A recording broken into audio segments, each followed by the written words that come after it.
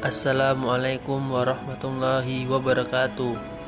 Halo anak-anak yang ada di rumah, bagaimana kabar hari ini? Semoga senantiasa sehat walafiat. Amin ya robbal alamin.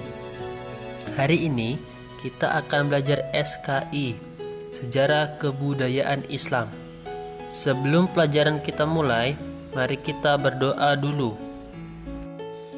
Bismillahirrahmanirrahim.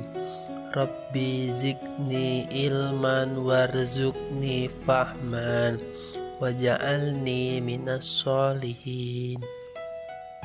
Pada pelajaran SKI ini, kita akan belajar bab 1 tentang ketabahan Nabi Muhammad SAW dan para sahabat dalam berdakwah.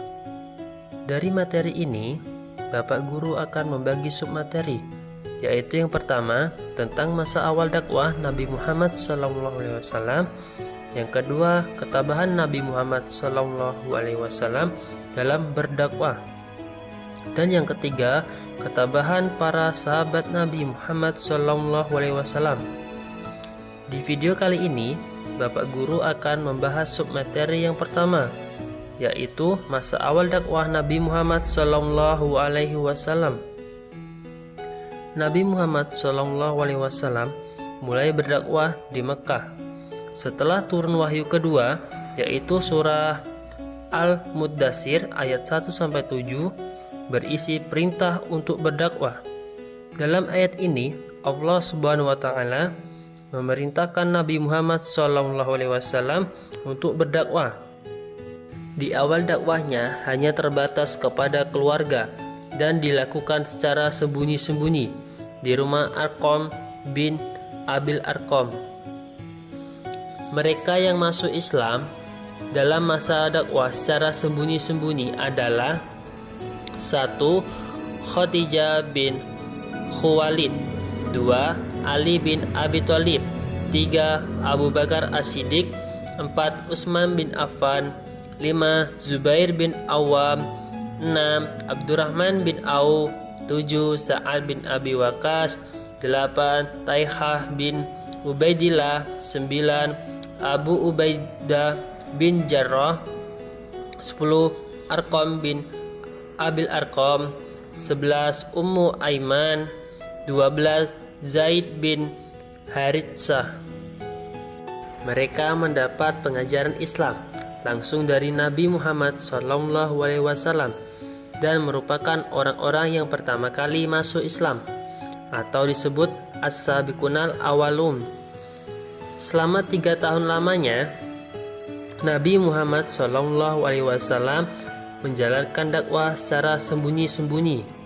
Suatu hari, Rasulullah SAW mendapat perintah untuk berdakwah secara terang-terangan, yaitu dengan turunnya surat Al-Hijr ayat 94. Bismillahirrahmanirrahim. Fasdaq bima tu'maru wa a'rid anil musyrikin. Pertama yang dilakukan Nabi Muhammad SAW dalam dakwah secara terang-terangan adalah mengumpulkan para kerabatnya dan orang-orang terpandang dari kaum Quraisy dalam jamuan makan di rumahnya.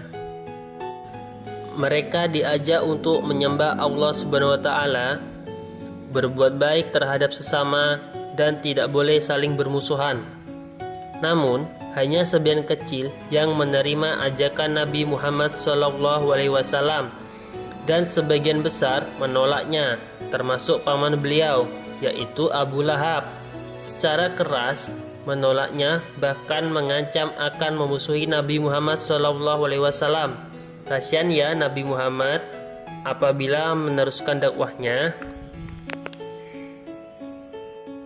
Nabi Muhammad SAW walaupun dapat tantangan dan ancaman, beliau tetap tabah dan tidak putus asa. Nah, anak-anak yang di rumah, itulah submateri yang pertama tentang masa awal dakwah Nabi Muhammad SAW, yaitu secara sembunyi-sembunyi dan juga secara terang-terangan. Untuk submateri yang kedua, kita akan pelajari minggu depan, Semoga bermanfaat ya. Kita akhiri dengan hamdalah dan doa kafaratul majlis. Bismillahirrahmanirrahim.